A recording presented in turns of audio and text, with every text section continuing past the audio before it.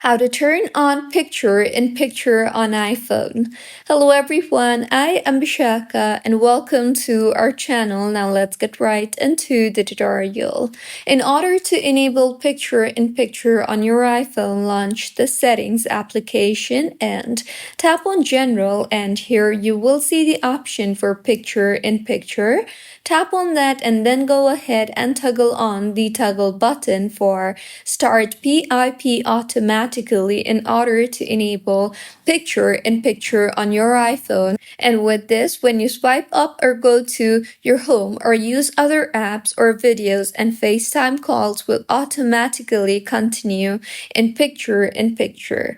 So this was about how you can turn on picture-in-picture on iPhone. If you find this tutorial helpful, please like the video and do comment if you have any queries.